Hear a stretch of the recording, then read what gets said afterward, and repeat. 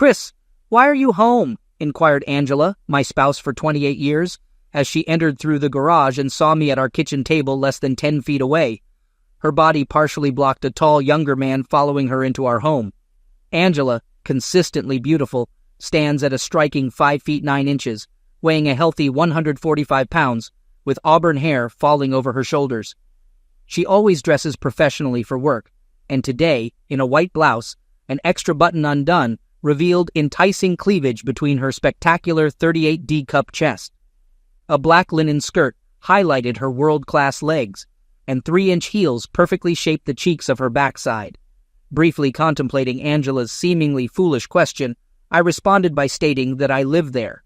A quick flash of irritation, which had been increasingly prevalent over the past weeks, surfaced as she inquired about the reason for my presence at home at 3:30 in the afternoon. I often jest with anyone who will listen that I loved Angela since we first met.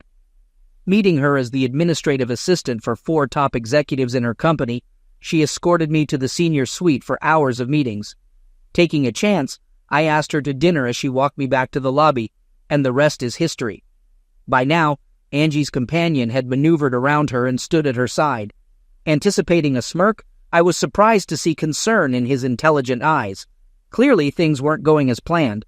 I couldn't help but question Angie about the reason for her early arrival home, an hour and a half earlier than expected.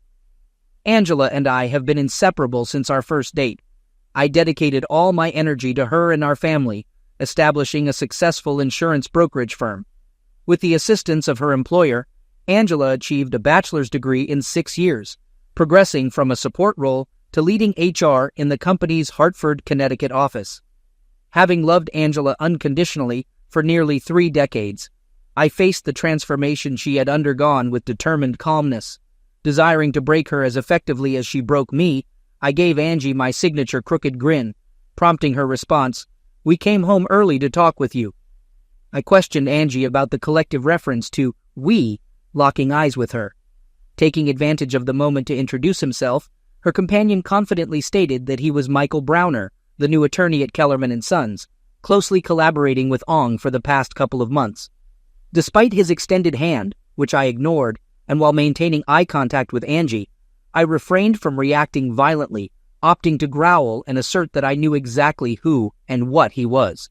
For the first time, I noticed signs of concern in my wife, and she cringed when I mentioned Ong. "You once threatened severe consequences for anyone who called you Ong. Why tolerate such disrespect in your own home from this individual I'm referring to as Mofo?" I pointed in his direction. Angie, habitually worried and confused, is a meticulous planner. I was certain she and Mofo had meticulously planned for every possible scenario for this conversation, with every I dotted and every T crossed. In her perception, I was already a compliant, betrayed man. A quick glance at Mofo brought a smile to my face. I was fairly certain his sphincter muscle was tightening, soon to be clenched as tightly as mine. A tumultuous situation was brewing, unlike anything Angie and her companion could envision. Taking 2 or 3 deep, cleansing breaths, I endeavored to push aside the growing rage and disgust into a quiet corner of my heart. Internally, I resolved to proceed, thinking it was time to disrupt their plans once more. I suggested the idea of making 3 drinks and proposed discussing matters in the living room. Angie requested a subdued glass of wine. When turning to the other person, he appeared wary. Responding to my offer, he mentioned Angela's information about my liking for bourbon and craft beer.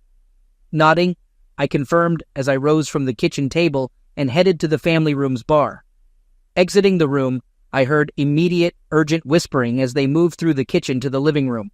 A few minutes later, I joined them. They sat together on the sofa. Handing Angie her favorite Merlot and Mofo a tulip glass of Ambrail, I settled into an armchair across from them. After raising my glass in salute, I took a sip of the fiery liquid. Returning the toast, Mofo sipped his beer, studying the color and carbonation. He made a remark about the complexity of the amber ale, asking about its identity. I responded that it was Pabst Blue Ribbon. At the mention of the beer, Mofo's eyes flared with anger, and Angie, appearing confused, mentioned my previous claim that Pabst Blue Ribbon was worse than donkey urine and considered the worst beer ever made. She was midway through her comment when she saw me laughing. She expressed her frustration, stating that I was being rude and condescending during what was supposed to be a calm conversation. I responded with a smile, questioning her accusation and suggesting that we needed to kickstart our conversation properly. I anticipated learning about having a polite, uplifting, and loving discussion from my wife. Angie cringed and avoided eye contact. S. White took over, beginning to discuss matters. I interrupted, directing my attention to him and pointing out his initial use of Mr. Harrington before presumptuously switching to calling me Chris. I insisted on being addressed as Mr. Harrington. As his face began to redden, I concluded with a shrug and suggested the alternative of addressing me as Sir. Instead of allowing S. White to continue, I turned to Angie and asked with heat, inquiring about the topic she wanted to discuss. When S. White seemed prepared to respond, I interjected, informing him that I was addressing my wife and instructing him to sit there, drink his complex amber ale, and remain quiet. Angie, in a state of fury, expressed her discontent with my behavior that afternoon, insisting that it needed to stop. I nodded, giving the appearance of contemplating her request, and posed a question about whether my behavior was better or worse than hers over the last 5 or 6 weeks. Angie, partially confused and worried, asked for clarification. Mofo seemed to hold his breath, perhaps thinking their carefully crafted plan had derailed. Locking eyes with Angie, I revealed that I was disturbed, expressing my uncertainty about what upset me more, her involvement with someone else, or her treating me like an imbecile. Angela's expression showed her astonishment. Her eyes narrowed, and she, in a hushed voice, mentioned having more friends at my office than I did. She received an anonymous email 2 weeks ago, warning about my alleged affair. The email included 3 attachments depicting me on a picnic lunch at Middlewoods Park, engaging in hand-holding and kissing. Apologizing for the way she found out, Angela was in the process of figuring out how to continue when I interjected, asking if she wanted a divorce. She responded negatively, moving to the edge of the couch, leaning forward, resting her elbows on her knees, and passionately expressing her love for me. Angela clarified that her involvement with Michael was a short-term fling, explaining that he was new to Connecticut and hadn't made many friends. She anticipated him finding a regular girlfriend once he was settled. Apologetic, she acknowledged that the situation didn't work for her, as she had signed up for a monogamous relationship with a loving wife. She concluded by stating that she was sorry, but a divorce would better align with her future plans. Angela pleaded with me to stop, expressing her disinterest in a divorce and suggesting that I probably felt the same. She characterized her involvement with Michael as a one-time fling, emphasizing that it was nothing more and that it stemmed from her attraction to him and a desire for extra excitement in her life. She assured me that it had never happened before and would soon be over, promising that it would never occur again. After taking a small sip of my bourbon, I remained silent for a few moments before responding. I pointed out that her promises held no meaning and asserted that everyone in the room knew she was a liar. Anticipating Angela's reaction, I continued, questioning why I should believe this was her first affair and suggesting that it could be her 51st. I urged her to think about our shared efforts in building a family and mentioned that, with Kelly married and contemplating starting her own family, we could now slow down and plan for a wonderful retirement. I expressed the belief that in a few years my fling with Michael would be long over and forgotten. I rose from my seat and, without inquiring if anyone desired another drink, walked to the din and replenished my glass. I was certain my lack of courtesy did not go unnoticed by the 2 individuals in the living room. Upon my return, I observed them huddled together and engaged in a whispered conversation. Mofo sought permission to speak, asking if he could express a few things. In response, I allowed him the floor with a disgusted reply. After gathering his thoughts, he conveyed that Angela was correct in characterizing their relationship as a short-term fling. He expressed regret for getting involved with a married woman, emphasizing that it was something he had never done before. Acknowledging the connection they shared, he spoke about Angela's exceptional qualities. While understanding my mention of divorce in the heat of the moment, he cautioned against it in the long term, noting the decades we had invested together and advising against throwing it away. Additionally, he mentioned Angela's initial concerns about the prenuptial agreement, suggesting its vulnerability due to its age and changes in the legal landscape. He dismissed its enforceability, claiming proof of infidelity was lacking.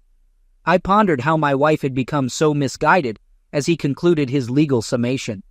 Turning to Angela, I expressed my inability to understand her choice of seeking legal advice from a corporate attorney who graduated in the bottom quarter of his class from Texas Southern University Law School, a consistently ranked among the top 10 worst law schools in the country. I questioned how she knew that S-Wipe didn't finish, explaining that knowing one's enemy was one of my mottos. Redirecting my attention to Angela, I inquired about her plan moving forward. After taking a few moments to think, she disclosed that she and Michael were spending the weekend together. She detailed their itinerary, mentioning her presence at his apartment that night and a trip to New York City the next day. They planned to stay there Friday and Saturday night, with her returning home on Sunday. Despite being aware of their exact plans, the audacity of my wife's statement deeply saddened me. I expressed my disappointment, hoping she could perceive the profound sadness in my eyes. I pointed out the impact on our quarterly getaway weekend tradition to New York City, filled with memories of spectacular sights and heartwarming experiences such as award-winning Broadway plays, concerts, and sporting events. I conveyed my feelings about the tarnishing of those memories and expressed concern about the change in Angela, comparing her to the person she was involved with. Angela sensed my devastation and responded accordingly, but I was too consumed by the voices in my head urging me to end it. Turning to a very concerned mofo, I questioned him about his wife's reaction to his involvement with mine. Angela urged me to stop, explaining that Michael was a widower and his wife had passed away several years ago. Even mofo displayed some decency, cringing at my wife's last statement. I smirked and addressed Angela, remarking on the contrast between Michael and her. Without pause, I inquired about her being widowed, and Michael hesitantly confirmed it. I reached down and retrieved a manila folder from the backpack next to my chair. After opening it and scanning the first page, I revealed details about Michael's late wife, Dr. Cynthia Browner. She was an emergency department surgeon at Ascension St. John's Hospital in Detroit, with a husband, Michael, and 2 daughters, Katie and Lacey. The document mentioned her resignation and relocation to the Hartford, Connecticut area to join her husband immediately after her children finished school. Despite my dissatisfaction with my marriage, I couldn't help but find the look on Angela's face amusing. Angela confronted me about the revelation, asking if I had lied to her. In response, I couldn't contain my laughter, expressing amusement at the situation of a cheat and a liar accusing each other of dishonesty. Michael intervened by reaching out and cupping Angela's hand. Just before I could protest, anger boiling inside me, I realized something unsettling. I just didn't have the energy to care anymore.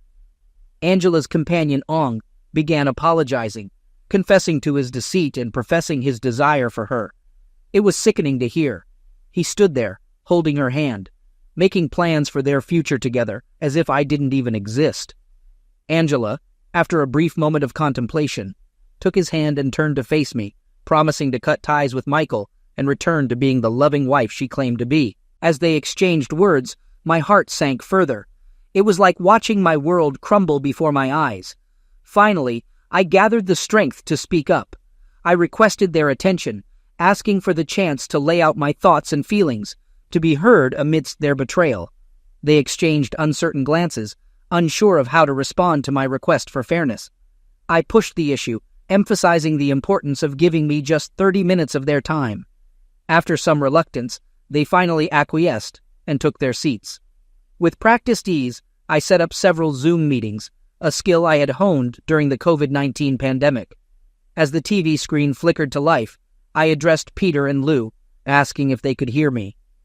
Once the introductions were made, I stunned Angela and her companion by revealing the presence of Lou Baird, my new divorce attorney, and Michael Browner, a corporate attorney. Handing the floor over to the attorneys, Lou wasted no time in laying out the situation. He informed Angela, now addressed as Mrs. Harrington, that he was representing me in our impending divorce, and that papers had already been filed. He gave her a deadline to secure her own legal representation and arranged to be served, warning of the consequences of non-compliance.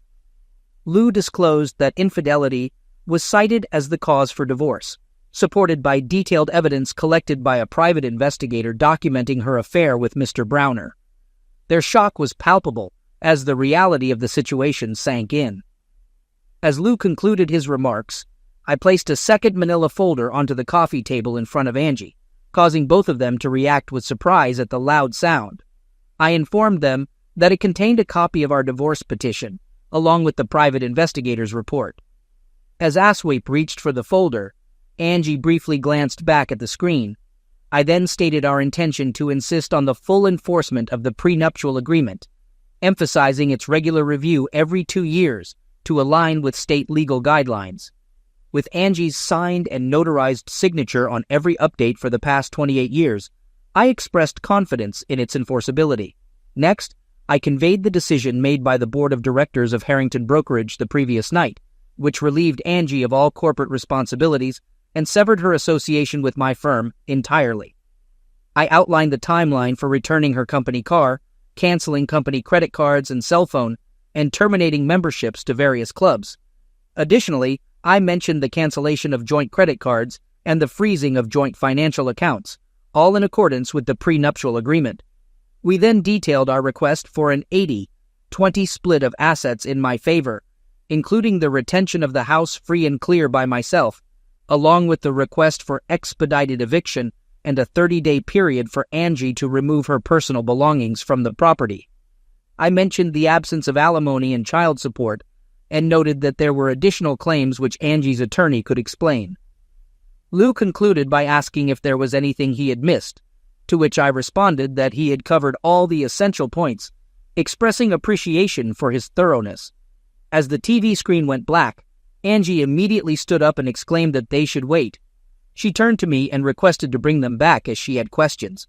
I responded by informing her that it doesn't work that way, and she would need to hire her own lawyer to get answers. Angie then expressed her frustration, threatening to destroy me. With a smirk, I turned to her companion and inquired about his legal opinion on the potential impact of this development in the divorce. His lack of response caused Angie to sink back into the couch, visibly distressed. I couldn't help but smile widely as I waved the TV remote at her before pointing it at the TV again. As the second Zoom meeting commenced, I addressed Jake and confirmed if he could hear me. He responded, stating that he had a conference call to attend and needed to keep it brief. He proceeded to inform Browner of his termination, stating that his personal items were being removed from his office and would be left in the lobby, with a 24-hour window for retrieval before disposal. Jake mentioned that there would be no recommendation provided to Angela. I could sense Angela's fear as her boss's voice slowed down and sighed.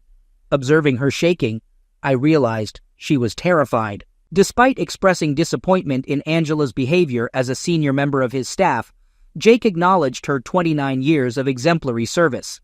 However, he announced that her position in Hartford had been eliminated and offered her a similar role at their facility in Albany, New York. He gave her a week to decide on the transfer and 30 days to complete the relocation.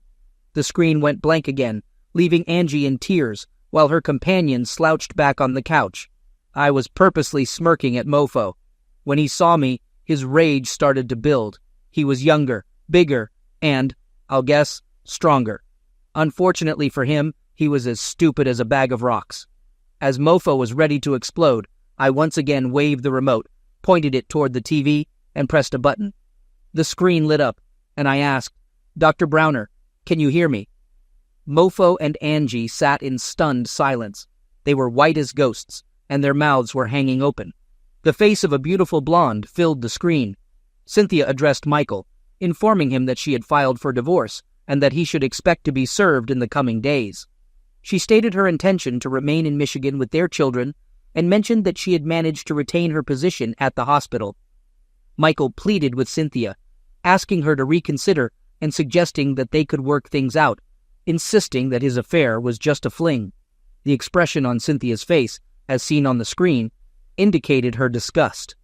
Cynthia dropped a bombshell, revealing Michael's repeated job losses due to his infidelity. Her additional investigation, following Chris's prompt, painted a damning picture. She listed off the names of Angie's associates, detailing Michael's affairs with each of them. Angie remained silent as Cynthia laughed off any expectation of an answer. declaring Michael unwelcome in her home and requesting his address for his belongings. As the screen faded to black, Michael's threat sent a surge of adrenaline through me. Without hesitation, I retrieved my Colt 45, aiming it squarely at him. The sight of the weapon seemed to physically stagger Michael, but I didn't flinch. I laid down the law, giving him a choice: leave or stay quiet. His silence was the only acceptable response, and thankfully, he chose to comply. Turning back to the screen, I caught sight of Angie's tear-streaked face, her anguish evident. It was a gut-wrenching sight that stirred a mix of empathy and resolve within me. Angie disclosed that she had been seeing a counselor for the past 2 weeks, which prompted her to groan and cry. She expressed frustration, remarking on the irony that despite her actions, she was the one seeking mental health support. I responded with a laugh, acknowledging the absurdity of the situation. Later, I recounted to Angela an insightful question posed by Dr. Waters during our counseling session. She asked whether I understood the saying, "Love is blind," which struck a chord with me. I reflected on how my love for Angie had blinded me to her flaws, even to the point of ignoring her infidelity. Despite everything, I conveyed the depth of my love for her, expressing doubt that she would find anyone else who loved her as intensely as I did. Angie, still visibly upset, explained that she intended to continue seeing Dr. Waters, emphasizing the importance of having someone trustworthy to confide in, especially after such a traumatic experience. She expressed disbelief at the extent of the humiliation and disrespect she endured from someone she loved deeply. However, she remained optimistic, stating her determination to overcome the hurt and move on from the relationship. Angie mentioned discussing her plans for the day with Dr. Waters, who had reservations about seeking revenge, but approved of the first 3 Zoom meetings as a form of payback. However, Dr. Waters advised against the next Zoom meeting, fearing it might set back Angie's personal recovery due to the emotional pain it could cause. I've considered it and will acknowledge that Dr. Wilson is probably correct. The upcoming Zoom meeting is likely to do more damage than good, but I don't care. This meeting will hurt me, but it will cripple you. As I held up the remote for the 4th time and waved it at Angie, she shrunk back into the couch. In a panic, I pointed it at the TV and pushed the button. All eyes were riveted to the screen, and when the face appeared, Angie expressed distress, murmuring in anguish. Chris's daughter, Kelly, then expressed her love for her father, prompting him to reciprocate. Angie cried out, questioning how Chris could treat her so poorly. Kelly interjected, revealing that she had overheard Angie's conversation with her boyfriend and was aware of their actions and plans. She expressed her disappointment and disgust towards her mother, calling her actions grotesque and pitiful.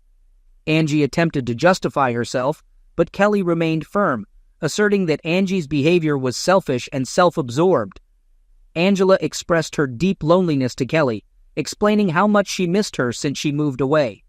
Kelly, appearing perplexed on the screen, questioned if Angela was blaming her for her own troubles. Angela denied this accusation, insisting it wasn't what she meant. Despite Angela's plea to come to Boston to talk, Kelly rejected the idea, citing Angela's plans to be with her new boyfriend and their private celebration nearer to Cape Cod. Kelly revealed her pregnancy and her intention to celebrate with those who bring love and happiness, not the negativity that has consumed Angela's life. Angela, asserting her maternal authority, demanded an invitation, but Kelly firmly refused, seeking a celebration devoid of the turmoil Angela represents. For the 4th time, the screen went blank while Angela sat, visibly upset. I stood up and discreetly placed my pistol at the back of my pants. I announced that I was going out for dinner and would return in 2 hours. Addressing Angela, I requested her to pack her belongings and essentials, informing her that she wouldn't be allowed back until the court responded to my divorce petition, a process expected to take about a week.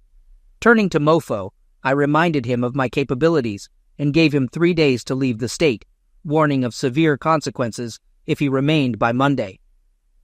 As I pulled open the front door, I glanced back at the defeated individuals and mentioned the supposed beauty of the upcoming weekend in New York. Second story.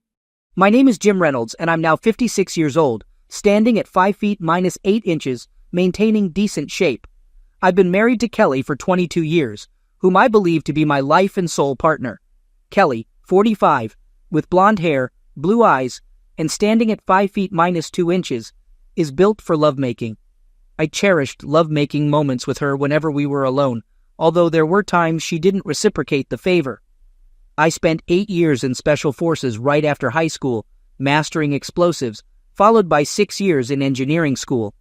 Subsequently, I established my own company, now a multi-million-dollar construction business.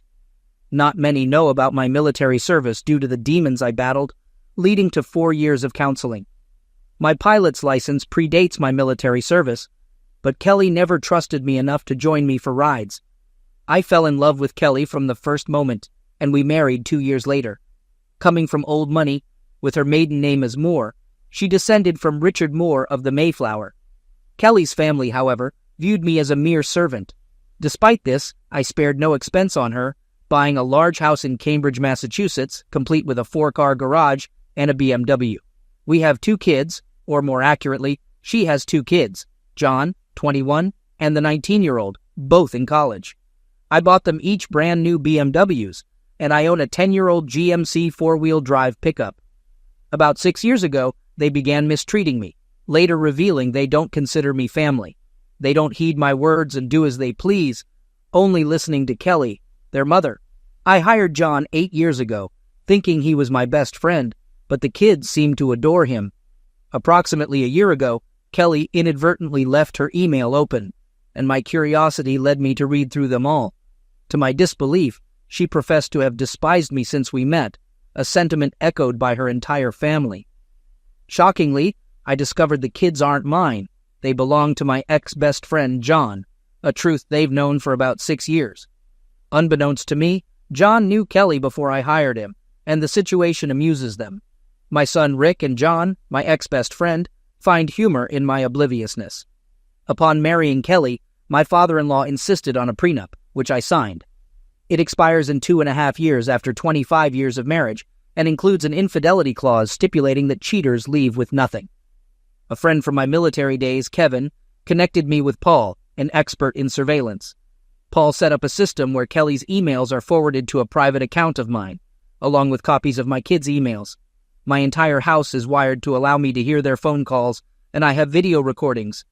Without Kevin's intervention, my family might have faced dire consequences. He dissuaded me from resorting to violence and suggested ways to hurt my family emotionally, such as taking their money, tarnishing their family name, and exposing their disgrace publicly.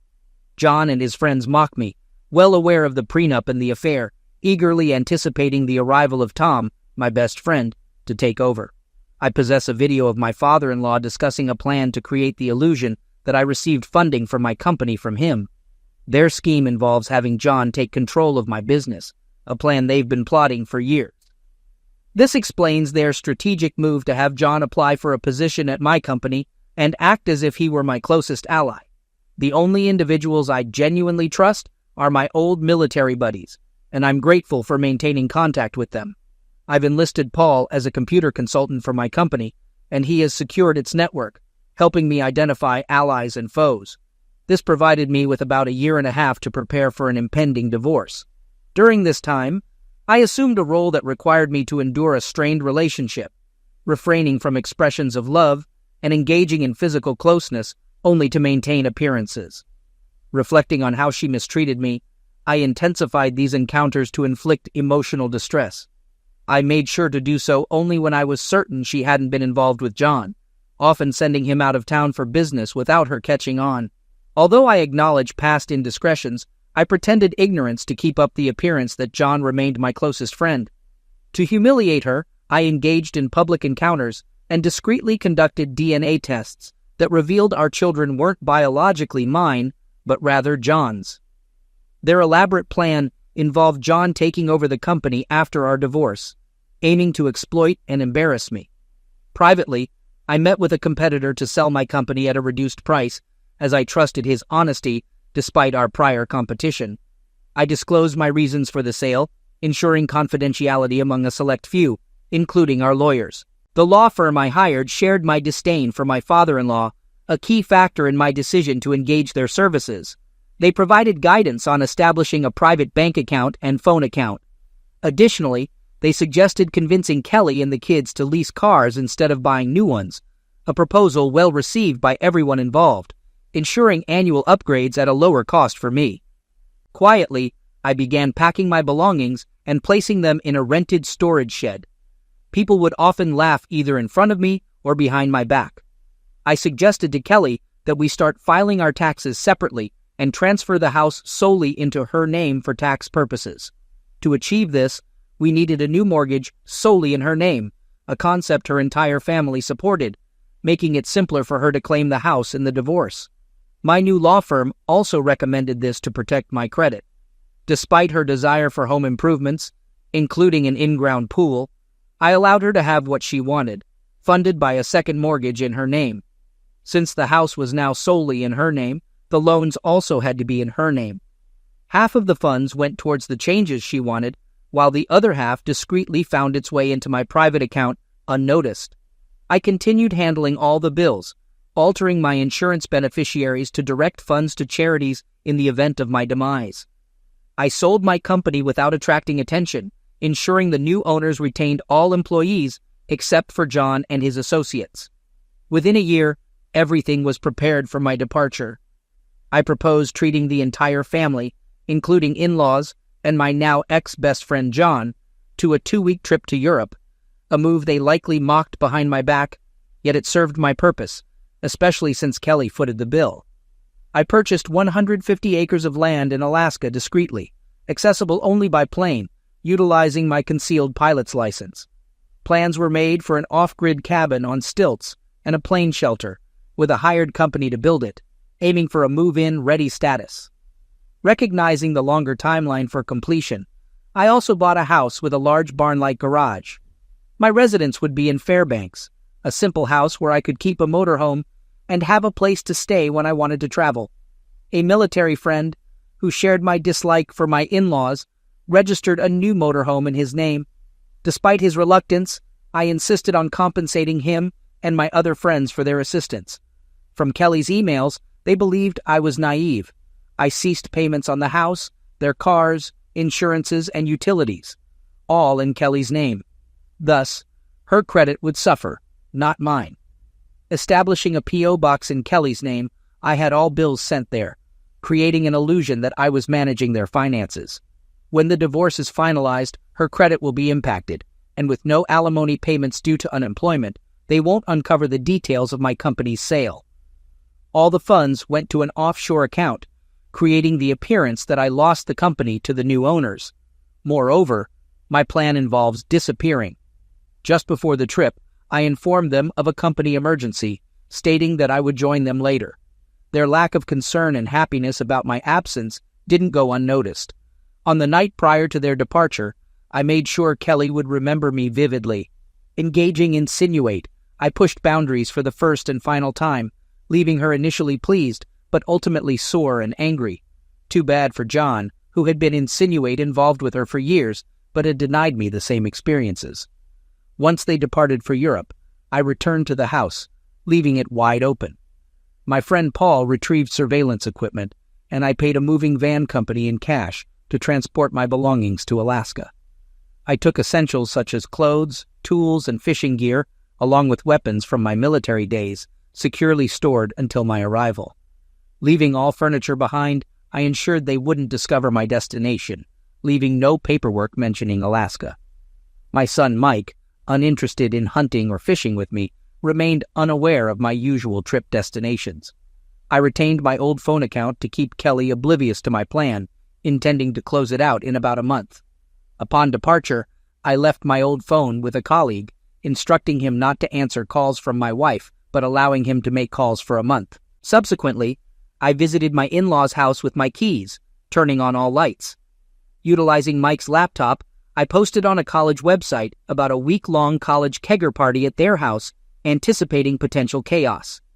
Recognizing their frugality and preference for John, I closed all bank accounts and canceled credit cards from both my wife's and my accounts, totaling $50,000. I sold my truck to a car dealer, and after 3 days, departed for Alaska without disclosing my destination. Monitoring events through my wife's emails No one, including my wife, kids, in-laws, or ex-best friend, made any effort to inquire about my whereabouts. They enjoyed thinking everything was my responsibility, unaware that my wife Kelly was the one funding it all. I took my time enjoying the sights while crossing the country, relying solely on cash for expenses. I drove to Bellingham, Washington, hopped on a ferry to Valdez, Alaska, and then continued to Fairbanks, all without needing a passport.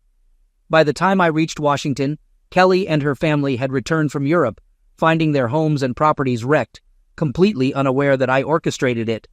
Surprisingly, they hadn't noticed my absence, being more concerned about their houses than my departure. It was the police, not my so-called family, who started inquiring about me on that Sunday, a day after their return to the United States. Granting my attorney written power of attorney for my divorce, I informed them that I would check in 2 weeks later without revealing my whereabouts. On Monday morning, Kelly received her infidelity divorce papers. Although I wanted to sue John for alienation of affection, Massachusetts law prohibited it due to numerous lawsuits against state politicians. Nevertheless, John and his associates lost their jobs as per my agreement with the new company owners. With all his belongings gone, it was a shame. Kelly found herself owing more than she had in the bank, pursued by creditors, and her cars repossessed. Power and water were cut off.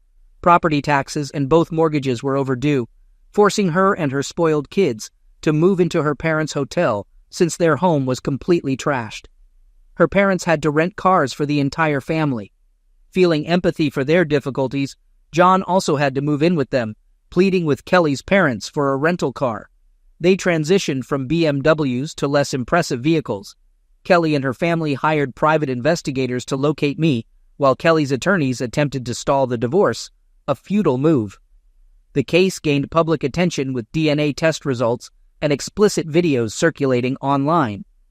Audio recordings exposed the affair's duration, family involvement, and their plans to ruin and humiliate me publicly, seize my company, and their disdain for the middle class. Videos and audio of her family bribing politicians and public officials and mistreating honest individuals were disseminated on various websites. The divorce eventually concluded. The judge assigned to the case had to recuse himself as he was one of the exposed, paid-off public officials. Though I reached out to the kids, they ignored me.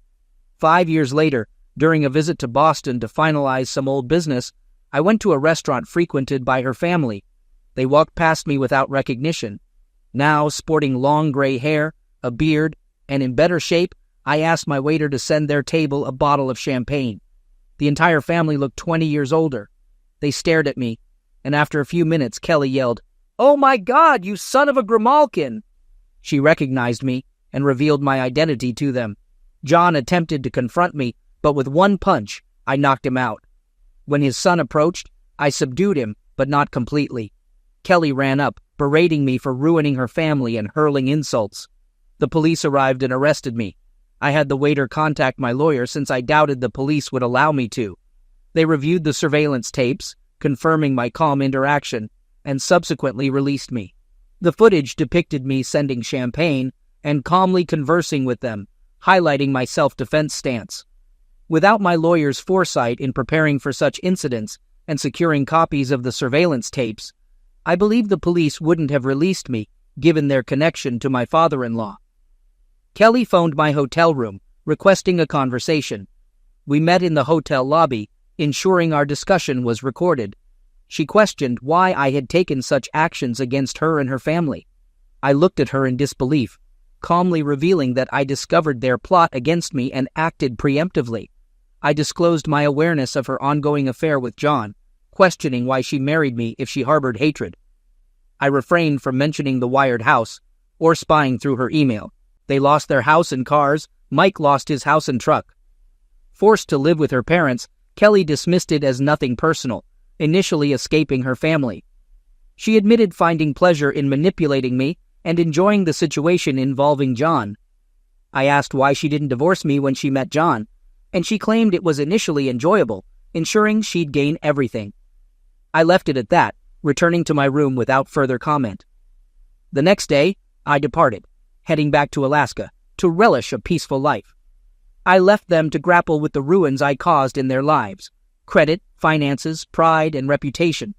Far preferable to resorting to violence.